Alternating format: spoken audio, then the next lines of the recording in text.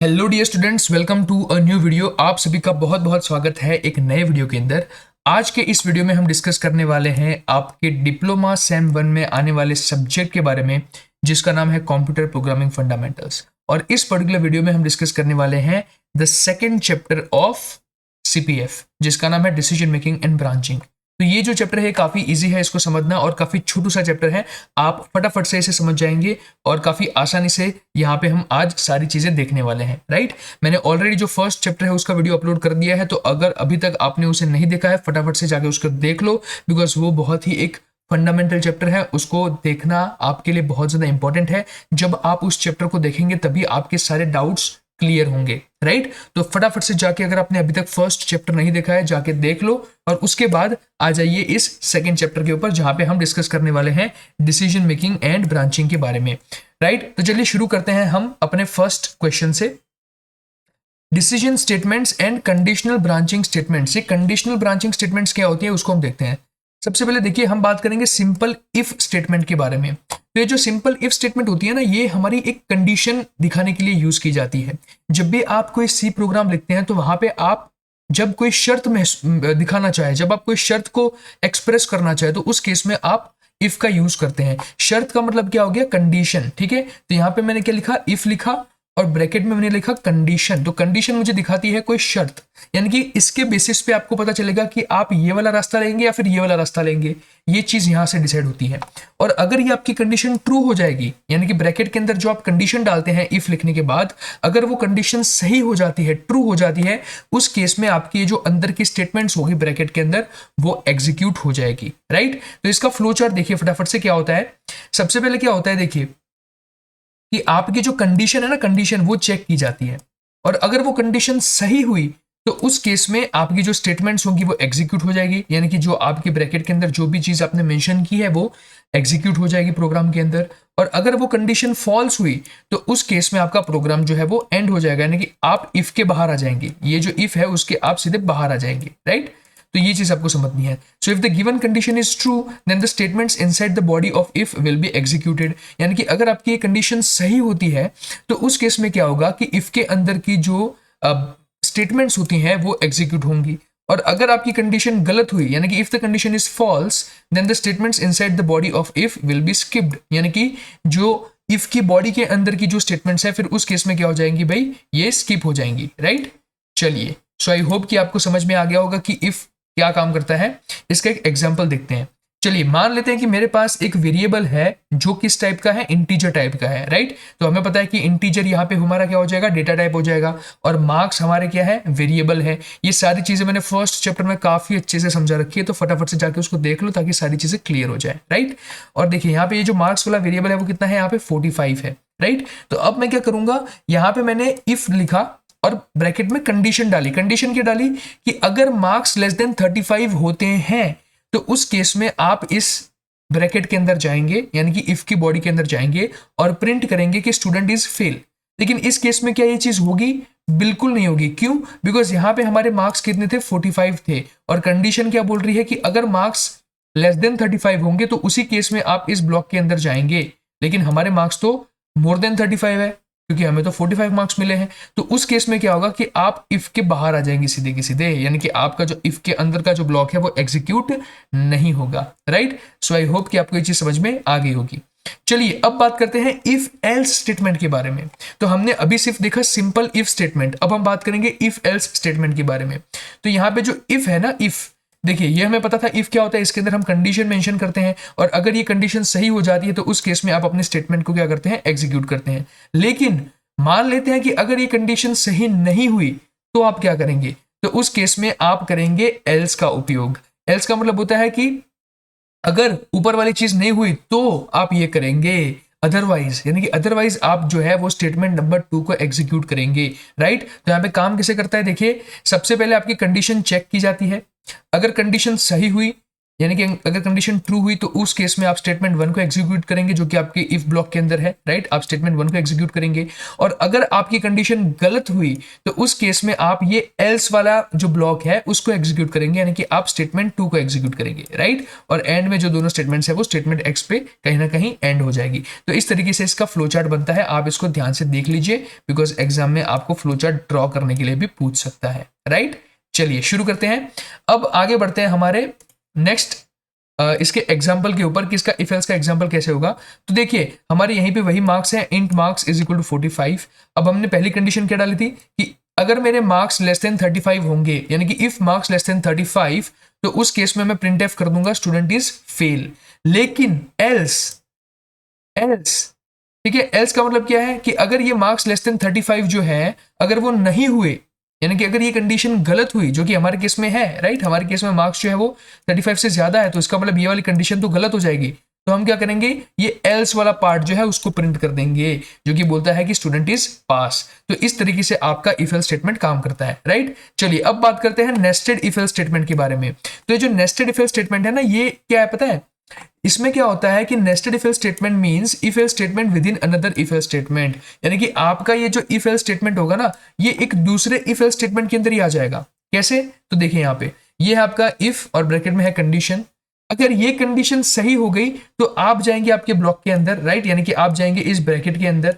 लेकिन अब ब्रैकेट के अंदर देखिए यहाँ पे आपको एक दूसरा इफ दिख रहा है, यानी कि इफ के अंदर एक दूसरा इफ एल्स, एल्स के अंदर एक दूसरा इफ एल्स। इसको बोलते हैं हम नेस्टेड इफ एल्स स्टेटमेंट, ठीक है। तो यहाँ पे क्या होगा, अब यहाँ पे आपका जो सेकंड कंडीशन है इफ के अंदर वो चेक होगी, जो कि आपके इस बड़े वाले इफ के अंदर है। ये पापा हो गए और ये उनका बेटा हो गया। अगर पापा की कंडीशन सही हो जाती है तब आप बेटे के पास जाते हैं और उसकी कंडीशन को चेक करते हैं। यानी कि अगर इफ के अंदर ये जो कंडीशन 2 है अगर ये सही हो जाती है तो उस केस में आप स्टेटमेंट 1 को एग्जीक्यूट करते हैं। और अगर ये कंडीशन 2 गलत हो जाती है तो हम क्या करेंगे, ये स्टेटमेंट 2 एग्जीक्यूट कर देंगे, यानी कि हमारा जो एल्स वाला ब्लॉक है उसको हम एग्जीक्यूट करेंगे, राइट। तो ये तो कब होगा, जब हमारा ये बड़ा जो कंडीशन है इफ, जो बाहर वाला इफ है, अगर वो सही हुआ तो। अगर ये गलत हुआ, ठीक है, अगर ये कंडीशन 1 आपकी गलत होती है तो उस केस में आप क्या करते हैं, सीधा आ जाते हैं इस एल्स वाले ब्लॉक के ऊपर। और अब आप क्या करेंगे, इस एल्स वाले ब्लॉक को एग्जीक्यूट करेंगे। तो एल्स में हमारे पास भी क्या है, फिर से देखिए इसके अंदर भी हमारे पास एक दूसरा इफ एल्स आ गया। तो यहाँ पे आप क्या करेंगे, इस कंडीशन 3 को चेक करेंगे और अगर ये कंडीशन सही हो जाती है तो आप इस स्टेटमेंट 3 को एग्जीक्यूट करेंगे। और अगर ये सही नहीं होती है तो उस केस में आप स्टेटमेंट नंबर 4 को एग्जीक्यूट करेंगे, यानी कि if condition 3 is true statement 3 को एग्जीक्यूट कर दो, एल्स स्टेटमेंट 4 को एग्जीक्यूट कर दो। यानी कि अदरवाइज अगर ये कंडीशन गलत हो जाती है तो उस केस में स्टेटमेंट 4 को एग्जीक्यूट कर दो। As simple as that, right. तो आई होप कि आपको समझ में आ गया होगा कि नेस्टेड इफ एल्स स्टेटमेंट कैसे काम करता है। इफ है, उसके अंदर एक कंडीशन आ गई, फिर अगर वो कंडीशन ट्रू आती है तो इफ के अंदर एक दूसरा इफ आएगा और वो चेक होगा। अगर ये कंडीशन सही आती है तो स्टेटमेंट 1 एग्जीक्यूट होती है, अगर ये कंडीशन गलत आती है तो उस केस में स्टेटमेंट 2 एग्जीक्यूट हो जाएगा। और अगर ये बाहर वाला इफ जो है अगर यही गलत हो गया तो उस केस में आप ये वाला एल्स ब्लॉक जो है एग्जीक्यूट करेंगे। और इसके अंदर भी फिर से आपके पास इफ एल्स आता है। इस इफ के अंदर अगर कंडीशन 3 आपकी ट्रू हो जाती है तो स्टेटमेंट 3 आपका एग्जीक्यूट होगा, और अगर ये गलत हो जाती है तो उस केस में स्टेटमेंट नंबर 4 आपका एग्जीक्यूट हो जाएगा, राइट। चलिए आगे बढ़ते हैं, इसका फ्लो चार्ट देखिए क्या होता है। तो फ्लो चार्ट बड़ा सिंपल है। देखिए सबसे पहले आपकी कंडीशन 1 चेक होती है। देखिए यहाँ पे हमारी जो कंडीशन 1 होती है वो सबसे पहले चेक होगी। तो हमें इस तरीके से हमारे इस काइट वाली शेप में डाल देना है कंडीशन नंबर 1। अगर ये सही होती है तो उस केस में आप चेक करेंगे कंडीशन नंबर 2, और अगर कंडीशन नंबर 2 भी सही हुई तो उस केस में आप स्टेटमेंट 1 को एग्जीक्यूट कर देंगे। लेकिन अगर आपकी कंडीशन 2 गलत होती है तो उस केस में आप स्टेटमेंट 2 को एग्जीक्यूट करेंगे, जो कि हमारे ये एल्स वाला पार्ट था, स्टेटमेंट नंबर 2, राइट। सिमिलरली अगर आपकी कंडीशन 1 जो फॉल्स हो जाती है तो उस केस में आप आ जाते हैं सीधे इस एल्स वाले पार्ट पे। तो उस केस में आप इस एल्स के अंदर चेक करेंगे कंडीशन नंबर 3। तो यहाँ पे हमने क्या किया, देखिए कंडीशन नंबर 3 को हम चेक कर रहे हैं। अगर कंडीशन 3 हमारी सही हो जाती है तो उस केस में आप स्टेटमेंट 3 को एग्जीक्यूट कर देंगे, और अगर ये गलत हो जाती है तो उस केस में आप स्टेटमेंट नंबर 4 को एग्जीक्यूट कर देंगे। और लास्ट में आप इन सभी को जो है प्रोसेस को एंड करके इस तरीके से दिखा देंगे, सभी के सभी इस राउंड बॉक्स के ऊपर, मतलब इस राउंड सर्कल के ऊपर आ जाएंगे, राइट। चलिए, तो आई होप कि आपको ये चीज समझ में आ गई होगी। अब इसका एक एग्जांपल देखिए। तो यहाँ पर देखिए मैंने 3 वेरिएबल यहाँ पे डिक्लेयर किए हैं, इंट ए बी सी, जो कि इंटीजर डेटा टाइप के हैं। उसके बाद मैं क्या कर रहा हूँ कि इन तीनों की वैल्यूज जो है मैं यूजर के पास से लूंगा, इसलिए मैंने यहाँ पे प्रिंट एफ में डाल दिया enter the values of A B C. Right. अब इन वैल्यूज को यूजर के पास से लेने के लिए मुझे ये स्टेटमेंट लिखनी पड़ेगी स्कैनफ। यहाँ पे मेरे पास 3 वैल्यूज है, इसलिए मैं 3 बार लिखूंगा %d %d %d, ठीक है। इंटीजर वैल्यू को जब हम इनपुट के तौर पे लेते हैं तो हमें %d लिखना पड़ता है, और उसको एड्रेस को मेंशन करने के लिए हम यहाँ पे लिखेंगे and a and b and c, जो कि दिखाता है a b c का एड्रेस, ठीक है। तो इस तरीके से आपको ये चीज डिक्लेयर करनी होती है जब भी आप यूजर के पास से किसी चीज का क्या लेना चाहे, इनपुट लेना चाहे। अब यूजर आपके 3 नंबर एंटर करेगा, ठीक है। तो यहाँ पे यूजर ने जब 3 नंबर एंटर किए तो आपको क्या करना है, देखिए इनमें से लार्जेस्ट नंबर को फाइंड करना है। तो इसके लिए हम यूज करेंगे हमारे नेस्टेड इफ एल्स को। क्या करेंगे, सबसे पहले देखिए हम यहाँ पे एंड का यूज करेंगे। तो if a is greater than b और a is greater than c, यानी कि a अगर b से भी बड़ा है और a अगर c से भी बड़ा है, तो हम जाएंगे हमारे इस अंदर वाले ब्लॉक में। यानी कि अगर ये दोनों चीजें ट्रू हो जाती है तो हम जाएंगे अपने अंदर वाले ब्लॉक में। यहाँ पे हम चेक करेंगे कि क्या a c से बड़ा है। अगर a c से बड़ा है तो उस केस में जो है मैं क्या लिख दूंगा, %d इज द लार्जेस्ट, यानी कि यहाँ पे a को मैं प्रिंट कर दूंगा कि a की जो कोई भी वैल्यू होगी वो बताएगी कि ये लार्जेस्ट है। एल्स मैं क्या लिख दूंगा, %d इज द लार्जेस्ट, यानी कि c सबसे बड़ा है, राइट। तो ये चीज हो गई। और अगर ये ऊपर वाली कंडीशन गलत हो जाती है तो उस केस में मैं सीधा इस एल्स वाले ब्लॉक पे आ जाऊंगा और चेक करूंगा कि क्या मेरा b जो है वो c से बड़ा है। अगर b c से बड़ा होगा तो उस केस में मैं इसको एग्जीक्यूट कर दूंगा, और अगर वो बड़ा नहीं होगा तो उस केस में मैं इसको एग्जीक्यूट कर दूंगा, यानी कि मैं कह दूंगा कि भाई जो c है वो सबसे लार्जेस्ट है।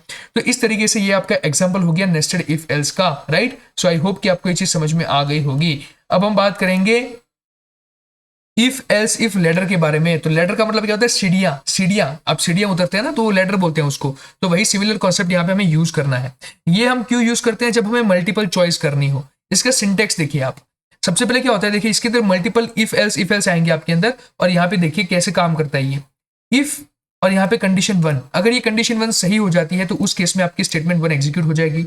अगर ये गलत हुई तो उस केस में आप ये दूसरी कंडीशन चेक करते हैं, जिसको मैं कैसे लिखूंगा, एल्स इफ, यानी कि if this one is true then execute this statement, if this one is false then check this condition। तो फिर इस कंडीशन को चेक करो, यानी कि कंडीशन 2 को चेक करो। अगर कंडीशन 2 सही हो जाती है तो उस केस में हम स्टेटमेंट 2 को एग्जीक्यूट करेंगे। अगर मान लेते हैं कि अगर कंडीशन 2 जो है वो गलत हो गई तो उस केस में फिर आप कंडीशन 3 को चेक करेंगे, यानी कि एल्स इफ लिख के आप लिखेंगे कंडीशन 3, और अगर ये कंडीशन 3 अगर सही हो जाती है तो आप स्टेटमेंट 3 को एग्जीक्यूट करेंगे। यानी कि आप क्या करेंगे, एक एक करके हर एक कंडीशन को चेक करते जाएंगे। अगर पहली कंडीशन सही होती है तो फिर तो आप क्या करेंगे, पहली कंडीशन के अंदर जो स्टेटमेंट है उसको एग्जीक्यूट कर देंगे। अगर वो गलत हो गई तो आप नीचे जाएंगे दूसरी कंडीशन के ऊपर। अगर दूसरी कंडीशन भी गलत होगी तो आप आ जाएंगे तीसरी कंडीशन के ऊपर। यानी कि जब तक आपकी कोई कंडीशन सही ना आ जाए तब तक आप इस तरीके से जो अपनी सीढ़ियां हैं उसको उतरते रहेंगे, लेडर को आप इस तरीके से उतरते रहेंगे। तो इसको हम बोलते हैं इफ एल्स लेडर, ठीक है। तो यहाँ पे इफ के बाद हमेशा आपकी कंडीशन आती है, ये आपको याद रखना है, ठीक है। तो यहाँ पे एल्स इफ लिखा, उसके अंदर कंडीशन आ गई स्टेटमेंट 3 एंड सो ऑन। ये चलता रहेगा कब तक, आपकी जितनी भी कंडीशंस आप मेंशन करना चाहो तब तक आप इस लेडर को चला सकते हो, तब तक आप इस पूरी सीढ़ी को चला सकते हो। इसमें कोई ऐसी लिमिटेशन नहीं है कि आप किसी फिक्स नंबर ऑफ कंडीशन तक ही जा सकते हो। आप जितनी कंडीशन तक नीचे आना चाहते हो आप तब तक आ सकते हो, राइट। तो हम n कंडीशन तक नीचे आ रहे हैं, और n जो है वो कोई भी नंबर हो सकता है, राइट। तो अगर ये कंडीशन ट्रू होती है तो आप स्टेटमेंट n को एग्जीक्यूट कर देंगे। और मान लेते हैं कि ऊपर की एक भी कंडीशन जो है आपकी, जो आपने मेंशन की एल्स इफ के अंदर, वो सही नहीं आती है, तो उस केस में फिर लास्ट में आपको लिखना पड़ता है एल्स। यानी कि अगर ऊपर की एक भी सही नहीं आई तो लास्ट में मैं लिखूंगा एल्स, और इसमें मेरा जो भी सेंटेंस मैं यहाँ पे डालना चाहता हूँ डिफॉल्ट स्टेटमेंट, वो मैं यहाँ पे डाल सकता हूँ। तो ये होती है आपकी इफ एल्स लेडर, ठीक है। देखिए इसका काम कैसे होता है, ये आपको चीज थ्योरी में लिखनी है। फर्स्ट कंडीशन 1 इज एग्जीक्यूटेड, यानी कि सबसे पहले आपकी पहली कंडीशन एग्जीक्यूट होगी।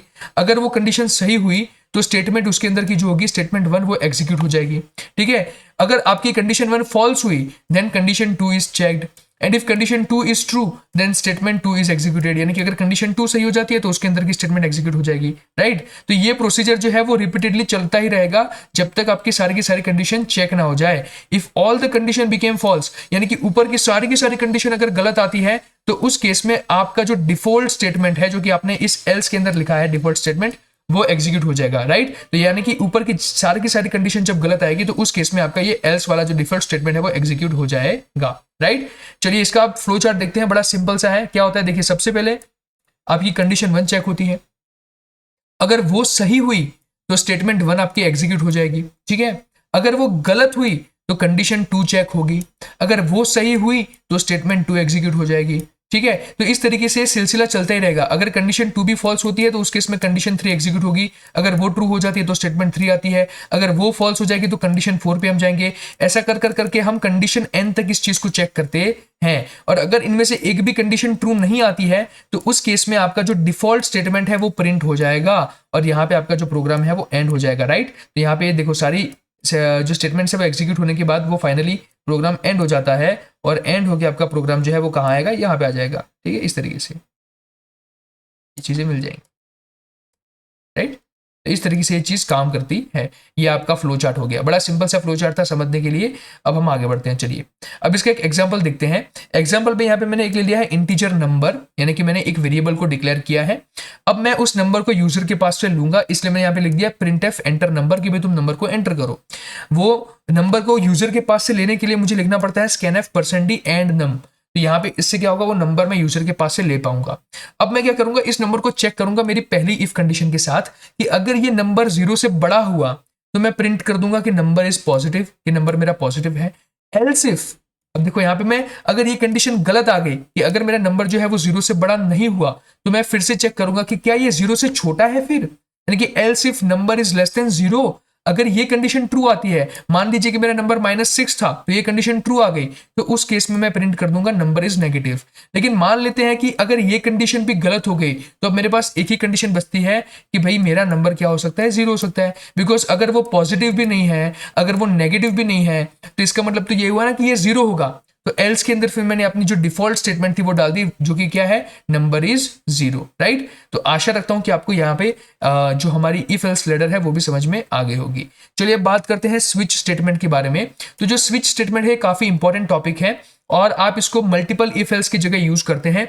देखते हैं इसका क्या यूज है। तो it is used to select one among multiple decisions, यानी कि आपको जब बहुत सारे डिसीजंस में से कोई एक डिसीजन चुनना हो तो उस केस में आप स्विच स्टेटमेंट का यूज करते हैं।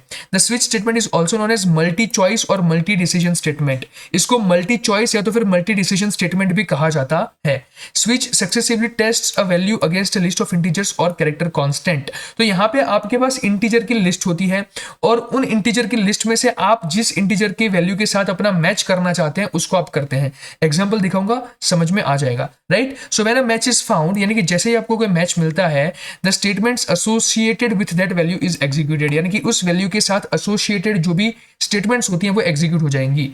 सो break statement send the control to the next statement after switch statement. तो जो ब्रेक स्टेटमेंट है वो क्या करता है, प्रोग्राम को वहां पे रोकने के लिए हम इसका यूज करते हैं। If the case not found then the statement associated with the default case is executed, यानी कि अगर आपका केस नहीं मिलता है तो उस केस में आपका डिफॉल्ट एग्जीक्यूट हो जाएगा।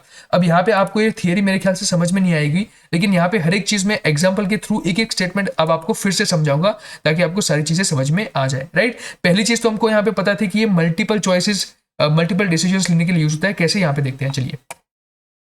सबसे पहले इसका सिंटैक्स देखो, यहाँ पे आपको लिखना होता है स्विच और फिर स्विच के ब्रैकेट में आप लिखेंगे वेरिएबल का नाम या तो फिर अपना एक्सप्रेशन। ठीक है, वेरिएबल का नाम यहाँ पे आता है, जैसे मैं लिखता हूँ ना कि भाई इंट नंबर, तो जो नंबर है ना, नंबर वो हमारा क्या हो गया, वेरिएबल, और वो वेरिएबल का नाम यहाँ पे आता है हमारा स्विच के अंदर, राइट। उसके बाद आपका आता है केस। ठीक है, किस में आएगा, तो स्विच के बाद आपको एक ब्रैकेट बनाना है, उसमें आप लिखेंगे केस और यहाँ पे आएगा आपका लेबल 1। ये जो लेबल होता है ना, लेबल, ये हमेशा एक न्यूमेरिक वैल्यू होती है, यानी कि 2 हो गया, 3 हो गया, 4 हो गया, ऐसे कोई नंबर वाली वैल्यू ही ये होगी, राइट। यहाँ पे कोई सेंटेंस या कोई वर्ड आप यूज नहीं करते हैं लेबल के लिए, तो लेबल 1 हो गया। और अगर ये लेबल 1 जो है वो मैच हो जाता है आपकी वेरिएबल के नाम के साथ तो स्टेटमेंट 1 आपकी एग्जीक्यूट हो जाएगी और उसको एग्जीक्यूट करने के बाद आप यहाँ पे ब्रेक मार देंगे। ब्रेक मारने का मतलब क्या है कि प्रोग्राम फिर वहां पे रुक जाएगा, यानी कि स्टेटमेंट 1 प्रिंट करने के बाद वहां पे आपका प्रोग्राम जो है वो रुक जाएगा। अगर ये लेबल इसके साथ मैच नहीं करता है वेरिएबल के साथ तो फिर मैं इसको चेक करूंगा मेरे लेबल 2 के साथ। अगर लेबल 2 के साथ यहाँ पे वेरिएबल जो है वो मैच हो जाता है तो उस केस में हम स्टेटमेंट 2 को एग्जीक्यूट कर देंगे, राइट। तो इस तरीके से ये सिलसिला चलता रहेगा लेबल n तक, और अगर आपका लेबल n जो है वो वेरिएबल के नेम के साथ मैच हो गया तो उस केस में उसके कॉरस्पॉन्डिंग जो आपकी स्टेटमेंट होगी वो एग्जीक्यूट हो जाएगी। और मान लेते हैं कि ऊपर से ये कोई भी लेबल हमारा मैच नहीं हुआ, यानी कि लेबल 1 से लेकर लेबल n तक हमारा कोई भी लेबल मैच नहीं हुआ, तो उस केस में हम ये डिफॉल्ट स्टेटमेंट को प्रिंट कराते हैं। तो उसके लिए आपको क्या करना है, ऐसे डिफॉल्ट लिखना है, फिर कॉलन करना है और ऐसे आपको डिफॉल्ट स्टेटमेंट जो भी प्रिंट करनी है वो आप करवा सकते हैं, राइट। तो चलिए इसको देखते हैं कि एग्जाम्पल के थ्रू। यहां पे मेरे पास एक इंटीजर वेरिएबल है जिसका वैल्यू है 2, यानी कि ये जो मेरा है ये क्या हो गया, एक्सप्रेशन हो गया, मेरा वेरिएबल नेम हो गया। ये जो ए है ना, ए, ये मेरे वेरिएबल का नाम है, इसको मैं किस में डालूंगा, स्विच के अंदर डालूंगा। तो देखिए मैंने स्विच के अंदर क्या डाल दिया, ए को डाल दिया इस तरीके से। अब यहाँ पे ए की वैल्यू कितनी है, 2 है। तो यहाँ पे मुझे इस 2 को मैच करना है मेरे इन केस के वैल्यूज के साथ कि इन केस का क्या क्या लेबल है। तो सबसे पहले देखिए ये जो केस है इसका लेबल है 1। तो यहाँ पे आप देखिए क्या 1 और 2 दोनों इक्वल है, नहीं है। तो इस केस में ये वाला जो ब्लॉक है वो एग्जीक्यूट नहीं होगा, राइट। फिर मैं चेक करूंगा कि यहाँ पे केस है, ये वाला केस, इसका मेरा लेवल कितना है, 2 है। तो क्या ये 2 और ये 2 दोनों सेम है, मैं कहूंगा हाँ जी सेम है। तो इस केस में क्या होगा, इसके अंदर की जो स्टेटमेंट है वो प्रिंट हो जाएगी, जो कि क्या है, printf2।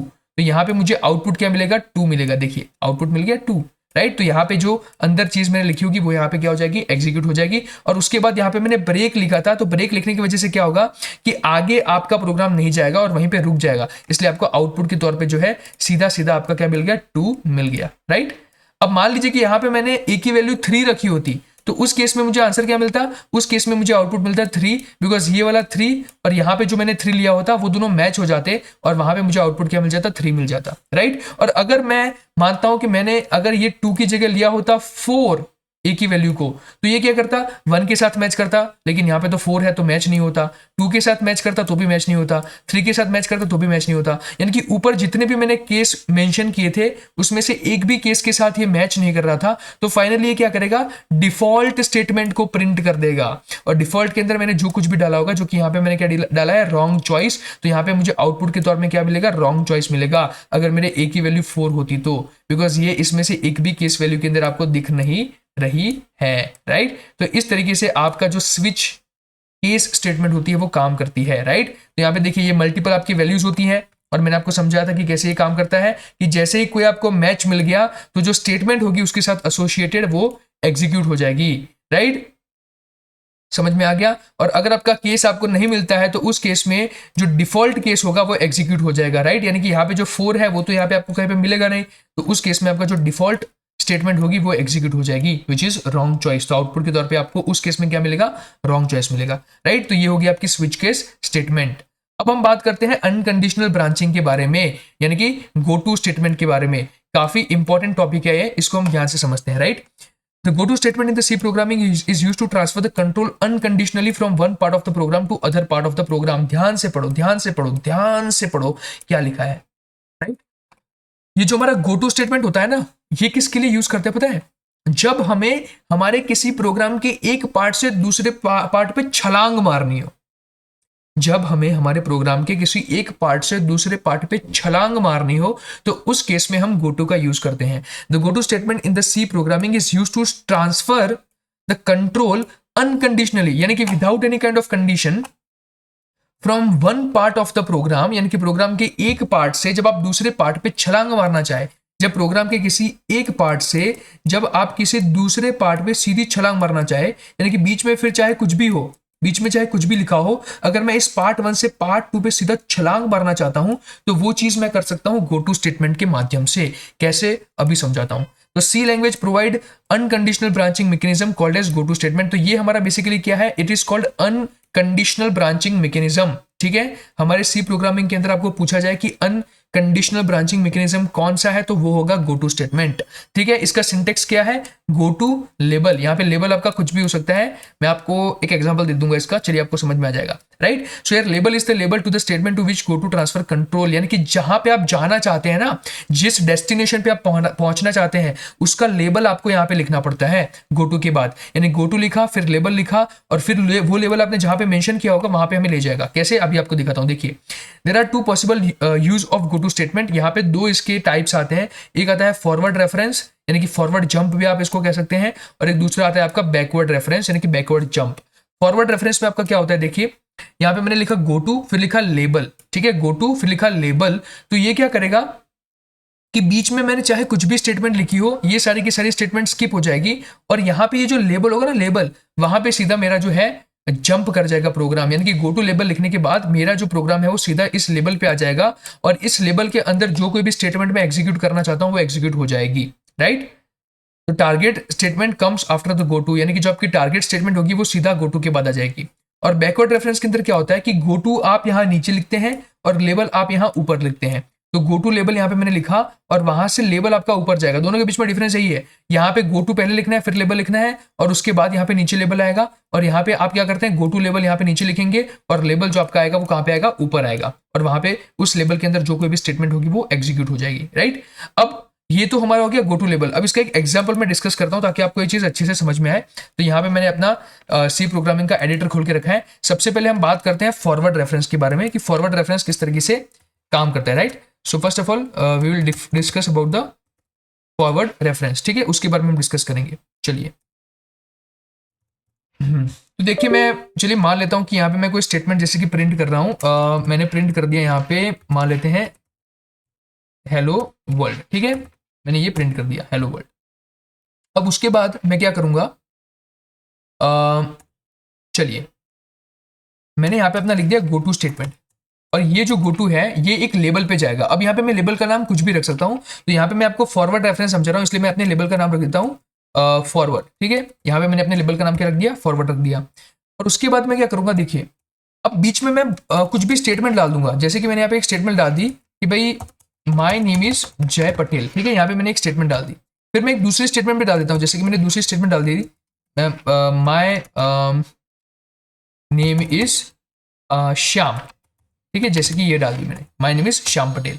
अब ये मैंने बीच में ऐसे ही दो स्टेटमेंट डाल दी, और उसके बाद मैं क्या करूंगा कि ये जो लेबल मैंने यहाँ पे मेंशन किया था ना फॉरवर्ड, उसको मैं यहाँ पे लिखूंगा, आप देखिए, ठीक है। यहाँ पे मैंने फॉरवर्ड को लिखा और यहाँ पे मैं लिख देता हूँ printf I am going to be executed, ठीक है, मैं एग्जीक्यूट होने वाला हूं, राइट। ये चीज मैंने यहाँ पे लिख दी। अब इससे होगा कि आप ध्यान से देखो, बहुत इंटरेस्टिंग चीज होने वाली है यहाँ पे। चलिए अब यहाँ पे देखिए आउटपुट में क्या होगा। यूजुअली यहाँ पे मैंने जब लिखा प्रिंट एफ, ये ट्राई प्रोग्रामिंग वाला जो है, चलिए इसको मैं यहाँ पे कमेंट कर देता हूँ, इसको मत देखो, यहाँ पे इसको देखो। यहाँ पे मैं लिखा प्रिंट एफ हेलो वर्ल्ड, ठीक है। तो यहाँ पे होगा क्या कि हेलो वर्ल्ड मेरा प्रिंट होगा सबसे पहले, लेकिन उसके बाद मैंने फिर लिखा गो टू फॉरवर्ड। तो जैसे मैंने लिखा गो टू फॉरवर्ड, यहाँ पे होगा क्या कि इसके बाद वाली जितनी भी स्टेटमेंट्स है ना, यहाँ पे देखिए माय नेम इज जय पटेल और my name is Shyam Patel, वो स्किप हो जाएगी। ये जो स्टेटमेंट्स है वो स्किप हो जाएगी, और मेरा जो कंट्रोल है वो सीधा कहाँ पे आ जाएगा, इस फॉरवर्ड से यहाँ पे मैंने लिखा जो लेबल, यहाँ फॉरवर्ड पे आ जाएगा, और सीधा आपको प्रिंट होके क्या मिलेगा, I am going to be executed. तो यहाँ पे आपको आउटपुट के तौर पे दो ही चीज मिलेगी, एक मिलेगा आपका हेलो वर्ल्ड और फिर मिलेगा आपको I am going to be executed. देखते हैं, हम इसको रन करते हैं, आपको अभी पता चलेगा कैसे मैं बोल रहा हूँ। क्या गया, हेलो वर्ल्ड और I am going to be executed, यानी कि गो टू स्टेटमेंट के बाद क्या होता है कि गो टू फॉरवर्ड लिखने के बाद, यानी कि गो टू यहाँ पे मैंने जो लेबल डाला उसके बाद बीच में जितनी भी आप यहाँ पे डालते हैं ना प्रिंट एफ वाली स्टेटमेंट्स, कुछ भी आप स्टेटमेंट डालेंगे वो सारी की सारी स्किप हो जाएगी और आपका सीधा कंट्रोल आ जाएगा फॉरवर्ड लेवल पे, और फॉरवर्ड लेवल के बाद जो कुछ भी आपने लिखा होगा वो एग्जीक्यूट होगा, राइट। यानी कि अगर मैं इन दोनों स्टेटमेंट्स को यहाँ पे लिखता ना, यहाँ पे, तो ये एग्जीक्यूट हो जाती, देखो, राइट, ये एग्जीक्यूट हो गई। देखिए I am going to be execute के बाद माय नेम इज जय पटेल, ठीक है, यहाँ पे मैं नई लाइन छोड़ देता हूँ, माय नेम इज जय पटेल और my name is Shyam Patel, ये एग्जीक्यूट हो गया।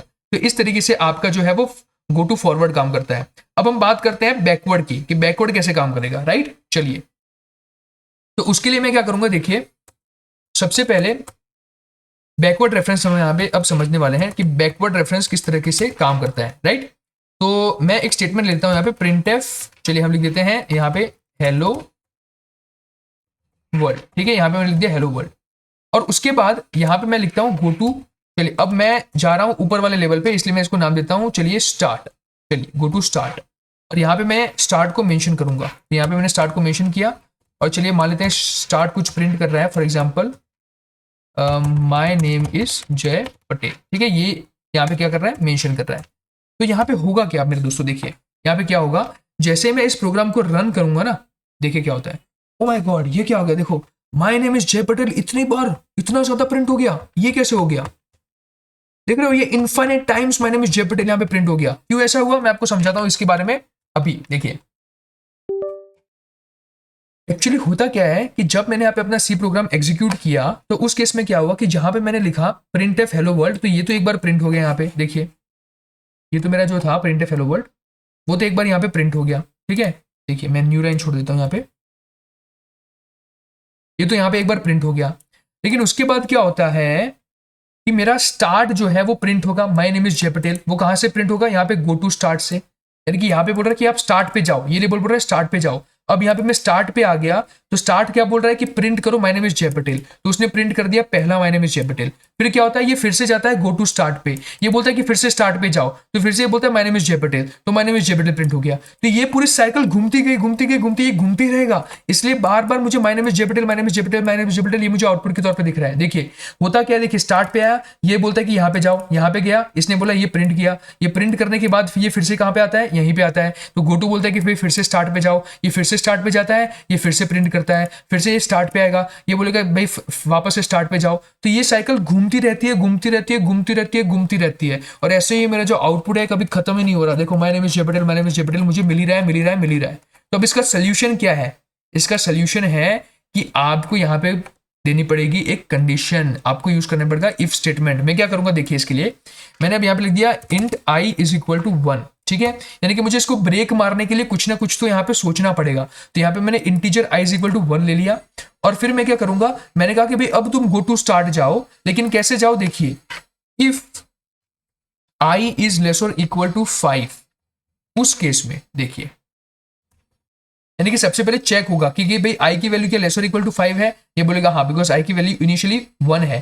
तो इस केस में अब मैं जाऊंगा गो टू स्टार्ट में, तो स्टार्ट में आया, अब स्टार्ट ने इसको प्रिंट किया, और प्रिंट करने के बाद मैं आई की वैल्यू को कर दूंगा इंक्रीमेंट, यानी कि अब आई की वैल्यू हो गई 2, तो 2 लेस और इक्वल टू 5 के लिए अब हम चेक करेंगे। 1 सेकेंड, पावर ऑफ हो गया इसलिए, सो डोंट वरी, मेरा फेस अगर आपको नहीं दिख रहा तो कोई प्रॉब्लम नहीं, यहाँ पे आप ध्यान दीजिए, ठीक है। चलिए इफ आई इज लेस और इक्वल टू 5 के लिए अगर मैं चेक करूंगा तो क्या होगा, गो टू स्टार्ट, यहाँ पे यानी कि अब आई की वैल्यू यहाँ पे क्या होगी, 2 हो गई, तो 2 लेस और इक्वल टू 5 के लिए मैं चेक करूंगा। तो उस केस में फिर से यहाँ पे क्या होगा, ये बोलेगा गो टू स्टार्ट, हम स्टार्ट पे गए, हमने माय नेम इज जय पटेल को प्रिंट किया, यहाँ पे हमने क्या किया, आई प्लस प्लस कर दिया, तो उस केस में बाई की वैल्यू हो गई 3, तो 3 लेस और इक्वल टू 5 के लिए मैंने चेक किया, तो फिर वो फिर से स्टार्ट पे जाएगा। तो अब आप मुझे बताइए कि कितनी बार माय नेम इज जय पटेल प्रिंट होगा। अब यहाँ पे सिर्फ 5 ही बार माय नेम इज जय पटेल प्रिंट होगा, बिकॉज यहाँ पे मैंने कंडीशन मेंशन कर दी। तो अब मैं इसको रन करता हूँ, देखिए कितनी बार आया, 5 बार आ गया, राइट। तो इस तरीके से आप यूज करते हैं गो टू स्टेटमेंट्स को, ठीक है। ये हमारा हो गया बैकवर्ड रेफरेंस, कि जहां मैं यहाँ स्टार्ट से कहाँ पे जा रहा हूँ, इस वाले लेवल पे जा रहा हूँ जो कि यहाँ पे मैंने मेंशन कर रखा है, राइट। तो आई होप कि आपको ये चीज समझ में आ गई होगी। चलिए अब आगे बढ़ते हैं, नेक्स्ट है हमारा कंट्रोल स्टेटमेंट्स। अब कंट्रोल स्टेटमेंट्स में हमारे पास क्या आते हैं, देखिए कंट्रोल स्टेटमेंट्स में हमारे पास आते हैं लूप। तो लूप क्या होते हैं, देखिए when we want to repeatedly run a particular statement until a particular condition is met, then in that case we use loop statements. यानी कि जब आप किसी चीज को साइकिल में बार बार घुमाना चाहे, ठीक है, जब तक उसकी कंडीशन रुक नहीं जाती, जब तक उसकी कंडीशन मिल नहीं जाती, तो उसको हम बोलते हैं लूप स्टेटमेंट्स, ठीक है, उसको हम बोलते हैं control statements. So when we want to repeatedly, यानी कि बार बार जब आप किसी पर्टिकुलर स्टेटमेंट को रन करना चाहते हैं, तो उस केस में आप किसका यूज करते हैं, लूप स्टेटमेंट्स का यूज करते हैं। हमारे पास 3 तरह के लूप होते हैं सी लैंग्वेज के अंदर, वाइल लूप, ठीक है, चलिए while loop, do while loop and for loop. सबसे पहले हम बात करते हैं हमारे वाइल लूप के बारे में, राइट। तो वाइल लूप क्या है, it is entry control loop. ये एक एंट्री कंट्रोल लूप माना जाता है, क्यों, बिकॉज वाइल लूप के अंदर क्या होता है कि लूप के अंदर आप जाएं, यानी कि ये जो लूप है ना लूप, इसके अंदर आप जाए, इस लूप के अंदर जाए, उससे पहले आपकी कंडीशन चेक होती है हमेशा, जिसमें हमेशा पहले कंडीशन चेक हो, उसको हम बोलते हैं एंट्री कंट्रोल लूप। तो यहाँ पे आपका जो वाइल लूप है और जो फोर लूप है ना, ये दोनों के दोनों एंट्री कंट्रोल लूप होते हैं, बिकॉज इसके अंदर क्या होता है कि लूप आपका एग्जीक्यूट करना स्टार्ट करे उससे पहले उसकी कंडीशन चेक की जाती है। In the while loop first the condition is checked and if the condition is true then the statement inside the while loop is run, कि सबसे पहले कंडीशन चेक की जाती है, और अगर वो कंडीशन सही हुई तो उसी केस में आपका जो लूप है उसके अंदर की स्टेटमेंट एग्जीक्यूट होगी। As soon as the condition is false, यानी कि जैसे ही कंडीशन फॉल्स होगी, जो कंट्रोल है वो मूव आउट हो जाएगा वाइल लूप से and another statement is executed, ठीक है, यानी कि आप तुरंत उस वक्त क्या हो जाएंगे, वाइल लूप से बाहर आ जाएंगे।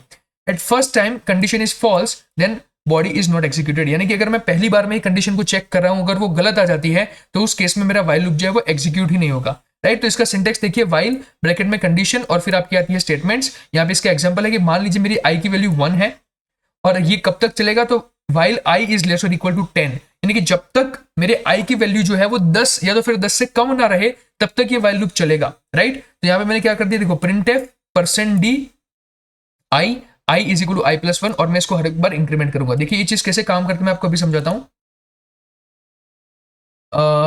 चलिए मान लेते हैं हमारे पास एक वेरिएबल है int I is equal to 1, ठीक है।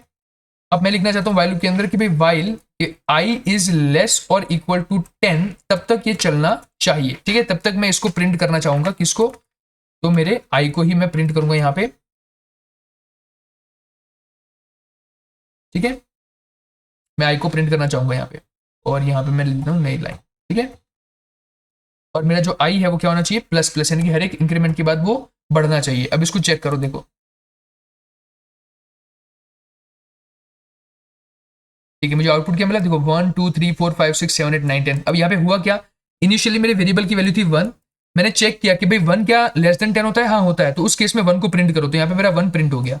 फिर यहाँ पे मैंने उसको कर दिया आई प्लस प्लस, यानी कि इसकी वैल्यू मैंने 1 से बढ़ा दी, राइट। इसको मैं ऐसे भी लिख सकता हूँ कि I is equal to I plus 1, ये मैंने कर दिया, ठीक है। तो ये मैंने क्या किया कि इसकी वैल्यू को 1 से बढ़ा दिया, तो अब ये 1 से क्या हो गया, 2 हो गया। फिर क्या करेगा, फिर से चेक करेगा, यानी कि चेक करेंगे कि भाई क्या 2 इज लेस और इक्वल टू 10, अगर हुआ तो उस केस में 2 को प्रिंट कर दो, तो यहाँ पे देखो 2 प्रिंट हो गया। और फिर उसको हम कर देंगे इंक्रीमेंट, यानी कि 2 से अब वो बन जाएगा 3, तो अब 3 के लिए चेक करेंगे। तो ऐसे कर करके हमने टिल एंड चेक करेंगे और हमारे 10 के 10 वैल्यू जो है वो प्रिंट हो गई। तो इस तरीके से हमारा वाइल लूप काम करता है। लेकिन सबसे पहले आपकी कंडीशन जो है वो चेक होती है, देखिए यहाँ पे सबसे पहले आपकी कंडीशन चेक होती है, इसीलिए इसको हम एंट्री कंट्रोल लूप बोलते हैं। फिर आता है हमारा डू वाइल लूप। तो डू वाइल लूप क्या है, ये एक एग्जिट कंट्रोल लूप है। एग्जिट कंट्रोल लूप क्यों है, बिकॉज इसके अंदर क्या होता है कि first body is executed and then condition is checked, यानी कि सबसे पहले आपकी बॉडी एग्जीक्यूट होती है और उसके बाद कंडीशन चेक होती है। और फिर अगर आपकी कंडीशन ट्रू होगी तो फिर आपकी बॉडी अगेन जो है वो एग्जीक्यूट होगी, otherwise next statement after the loop will be executed, यानी कि अगर आपकी फिर कंडीशन गलत हुई तो नेक्स्ट स्टेटमेंट जो होगी वो एग्जीक्यूट होगी। At first time condition is false at least once the body is executed, यानी कि इसका मतलब क्या है कि अगर पहली बार में आपकी कंडीशन गलत होती है फिर भी आपका मिनिमम एक बार तो जो लूप है वो एग्जीक्यूट होगा ही होगा, बिकॉज यहाँ पे कंडीशन बाद में चेक होती है और एग्जीक्यूशन पहले होता है। तो होगा क्या, देखिए यहाँ पे एक्चुअली कि आप यूज करेंगे डू का। तो यहाँ पे मैंने लिख दिया int I is equal to 1, और फिर मैं लिख देता हूं कि अगर मेरे पास है डू, ठीक है। तो देखिए यहाँ पे मैं क्या कर देता हूं, इस वाइल की जगह मैंने लिख दिया डू,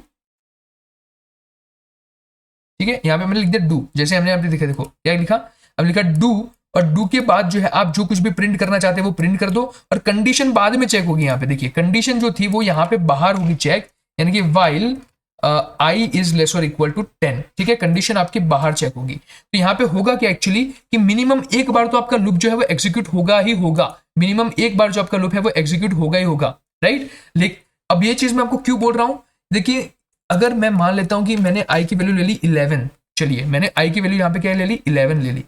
अब इस केस में आप अगर ये कंडीशन चेक कर दें तो आपको पता चलता है कि यार आई की वैल्यू तो 10 से कम लेनी थी मुझे, लेकिन मैंने तो यहाँ पे 11 ले ली, तो इस केस में तो मेरा लूप एग्जीक्यूट नहीं होना चाहिए, लेकिन यहाँ पे होगा, मिनिमम एक बार होगा।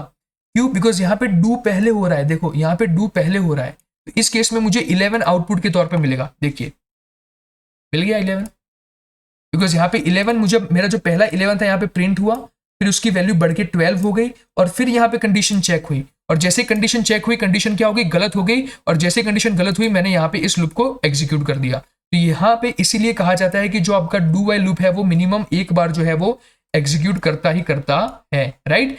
चलिए अब हम बात करते हैं हमारे फोर लूप के बारे में। तो जो फोर लूप होता है उसके अंदर क्या होता है कि आप फोर लिखने के बाद इसी एक ही ब्रैकेट में इनिशियलाइजेशन भी कर देते हैं, कंडीशन भी लिख देते हैं, और इंक्रीमेंट और डिक्रीमेंट भी कर देते हैं। So in for loop we write both the initialization and control condition of the variable together inside the parenthesis, यानी कि इस पैरेंथेसिस के अंदर ब्रैकेट के अंदर ही आप अपना इनिशियलाइजेशन भी कर देंगे, कंडीशन भी लिख देंगे, और इंक्रीमेंट और डिक्रीमेंट भी लिख देंगे, right. If the condition of for loop is true then the statement inside it is run, यानी कि अगर ये कंडीशन ट्रू होती है, ये वाली कंडीशन, तो उस केस में फोर लूप के अंदर जो भी आपने रखा है वो चीज एग्जीक्यूट होगी, अदरवाइज वो चीज एग्जीक्यूट नहीं होगी, राइट। तो यहाँ पे देखिए इनिशियलाइजेशन में क्या होता है, आपका कंट्रोल वेरिएबल आता है, यानी कि यहाँ पे मैं अगर सिंपल भाषा में आपको दिखाऊं तो कैसे होगा, देखिए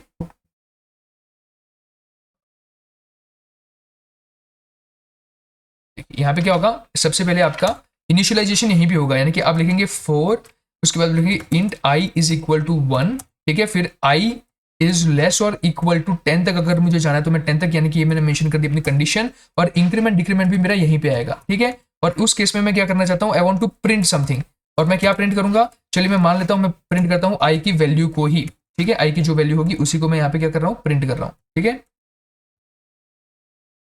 तो ये चीज यहाँ पे प्रिंट हो जाएगी। अब यहाँ पे इसको रन करिए, आ गया। तो ये फोर लूप होता है कि फोर लूप में आप क्या करते हैं, इस पैरेंथेसिस के अंदर ही आपका जो इनिशियलाइजेशन है वेरिएबल का वो आप मेंशन कर देंगे, कंडीशन जो है उसको मेंशन कर देंगे, और इंक्रीमेंट या डिक्रीमेंट को भी आप यहीं पे मेंशन करते हैं, राइट। तो यहाँ पे देखिए, the control variable is initialized in the initialization expression, it executes only once. फिर आता है आपका कंडीशन, तो condition statement checks the value of the control variable, यानी कि कंडीशन ये चेक करने के लिए यूज होगी कि भाई कहाँ तक आपका लूप चलने वाला है, यानी कि कंडीशन जो ट्रू है तो उस केस में बॉडी जो होगी लूप की वो एग्जीक्यूट होगी, अगर वो गलत हो जाती है तो आप लूप से बाहर आ जाएंगे। फिर आता है आपका इंक्रीमेंट और डिक्रीमेंट, तो ये तो आपको पता ही है कि हर एक साइकिल के बाद आपका जो वेरिएबल है वो इंक्रीमेंट होता है या तो फिर डिक्रीमेंट होता है। The increment or decrement of the control variable is done in this part. After the incrementing or decrementing the value of the control variable, it is tested using condition. If condition is true, then again the body of loop is executed and this process is repeated until the condition becomes false. यानी कि आपका क्या होता है कि हर एक cycle के बाद इंक्रीमेंट होगा या तो फिर डिक्रीमेंट होगा। हमारे इस केस में हमने क्या किया है, इंक्रीमेंट किया है। आप डिक्रीमेंट भी परफॉर्म कर सकते हैं, राइट। इस तरीके से अगर आप देखते हैं तो डिक्रीमेंट होता है, यानी कि यहाँ पे आपकी जो वैल्यू है वो डिक्रीमेंट हो जाएगी, राइट। अगर मैंने इसको 10 ले लिया है और मैं इसको रन करना चाहता हूँ, कब तक, ग्रेटर देन इक्वल टू 1 है तब तक, ठीक है। तो इस केस में क्या होगा, देखिए उल्टा हो जाएगा, देखा 10 9 8 7 6 5 4 3 2 1। तो ये इसको बोलते हैं डिक्रीमेंट होना, यानी कि पहले 10 प्रिंट होगा फिर उसकी वैल्यू 9 बन जाएगी, यानी कि कब तक ये चलेगा, जब तक value greater than equal to 1 ना हो। तो इस तरीके से आप डिक्रीमेंट परफॉर्म कर सकते हैं फॉर लूप के अंदर, राइट। अब इसका फ्लो चार्ट देखिए, सबसे पहले आपका होता है इनिशियलाइजेशन, फिर इनिशियलाइजेशन के बाद आपकी चेक होती है कंडीशन। अगर कंडीशन आपकी हो गई ट्रू, अगर कंडीशन आपकी हो जाती है ट्रू, तो उस केस में आपका जो फोर लूप है उसके अंदर की बॉडी एग्जीक्यूट हो जाएगी, और एग्जीक्यूट हो जाने के बाद आपका इंक्रीमेंट या तो फिर डिक्रीमेंट परफॉर्म होगा, और जैसे इंक्रीमेंट और डिक्रीमेंट परफॉर्म हुआ तो फिर से आपकी कंडीशन जो है वो चेक होने लगेगी। इस तरीके से चलता है। और अगर कंडीशन फॉल्स हो गई तो उस केस में तो आपको कुछ नहीं करना, सीधा अपने फोर लूप से क्या कर दो, बाहर आ जाओ, यानी कि अपनी कुटिया से बाहर आ जाओ। कंडीशन ट्रू होती है, बॉडी को एग्जीक्यूट करो, इंक्रीमेंट डिक्रीमेंट करो, फिर से कंडीशन को चेक करो। कंडीशन गलत होती है तो सीधा कुटिया से बाहर आ जाओ, यानी कि अपने फोर लूप को एग्जीक्यूट कर दो। तो ये हो जाता है इसका फ्लो चार्ट। आई होप कि आपको ये चीज समझ में आ गई होगी, राइट। चलिए आगे बढ़ते हैं।